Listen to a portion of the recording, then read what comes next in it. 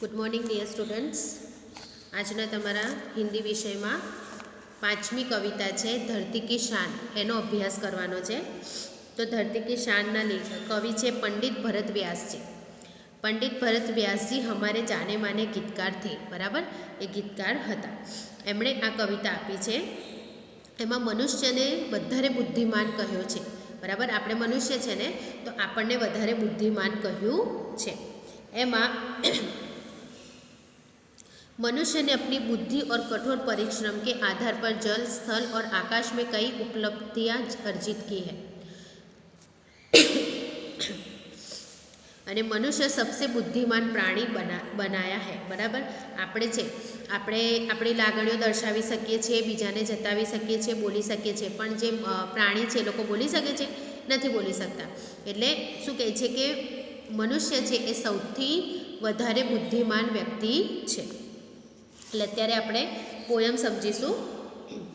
धरती की शान तू भारत की संतान, तेरी मुठ्ठियों में बंद तूफान है रे, मनुष्य तू बड़ा महान है। શું કહે છે કે તું ધરતીની શાન છે, આ ધરતીનું તું ગૌરવ છે। તારી મુઠ્ઠીમાં, આપણી મુઠ્ઠીમાં શું છે? તોફાન બંધ છે। આપણે મુઠ્ઠી ખોલીશું તો તોફાન થઈ જશે। તમારામાં તોફાનને પણ વશ કરવાની તાકાત છે। મનુષ્ય તું ખૂબ જ મહાન છે। શું કહે છે? મનુષ્ય તું બડા મહાન है, એટલે મનુષ્ય તું ખૂબ જ મહાન છે। तू जो चाहे पर्वत पहाड़ को फोड़ दे, तू जो चाहे नदियों के मुख को भी मोड़ दे। अगर तू चाहे, अगर तू धारे तो तू पहाड़ ने पण तोड़ी सके छे। नदीओनुं जे मोड़ छे, नदी जे आमथी आम जाय छे, मोड़ पण तू धारी तरफ वळावी सके छे, छतां तू एनो मोड़ पण बदली सके छे, दिशा बदली सके छे। तू जो चाहे माटी से अमृत निचोड़जे। तू जो चाहे ने तो माटीमांथी पण अमृतने निचोड़ी दे छे, माटीमांथी पण अमृतने काढी शके छे।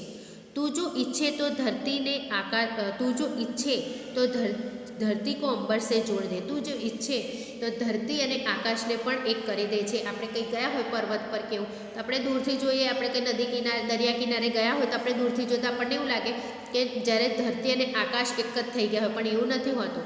धरती एनी जग्याए होय छे, आकाश एनी जग्याए होय छे, पण जो आपणे धारीए तो धरती अने आकाशने पण एक करी दईए। अमर तेरे प्राण, मिला तुझको वरदान, तेरी आत्मा में स्वयं भगवान है रे, बराबर। तारो प्राण अमर छे, मिला तुझको वरदान, तारी आत्मा में स्वयं भगवान छे।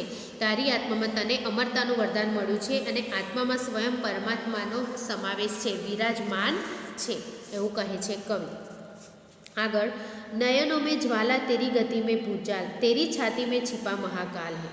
ये मनुष्य तू क्रोध જ્યારે તારા ક્રોધ ભરાવે છે, તારી આંખો પર આગ વરસે છે, તને એટલો બધો ગુસ્સો આવે છે, તારી આંખ પર આગ વરસે છે। આપણને ગુસ્સો આવે તો આપણી આઈબ્રો પાસે આવી જાય, લાલ લાલ આંખો થઈ જાય।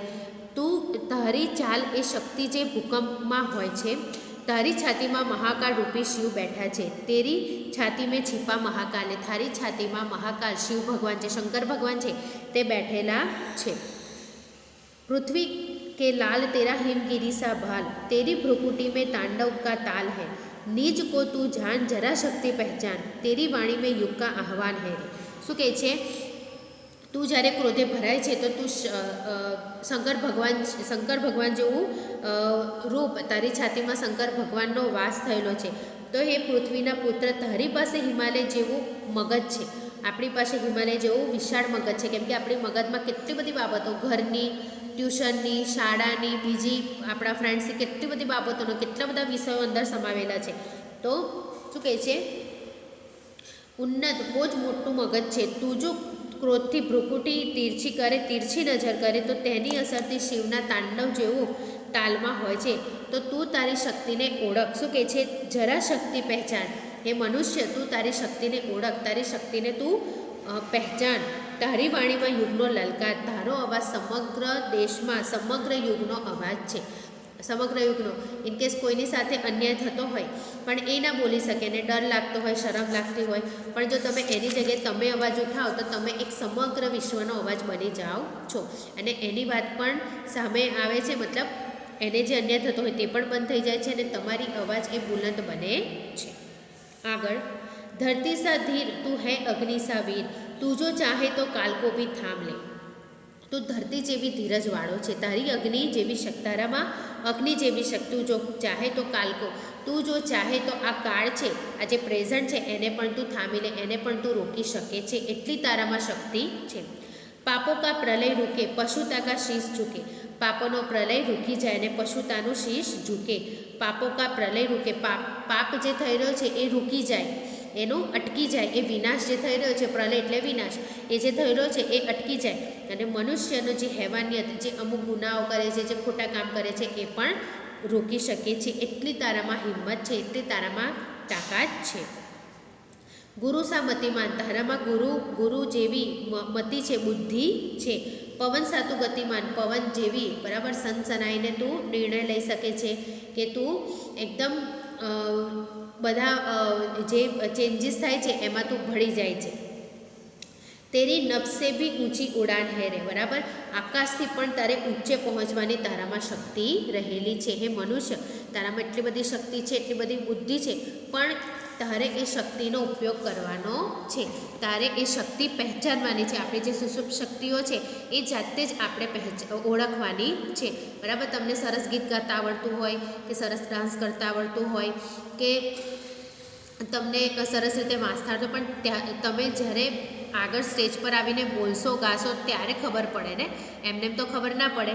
એટલે આપણી સુષુપ્ત શક્તિઓને પહેચાનવાનું આપણું કામ છે, એને બહાર લાવવાનું કામ આપણું છે. તમારે આ કવિતા છે એ તમારે નોટબુકમાં એકવાર લખવાની છે અને પછી શબ્દાર્થ લખવાના છે.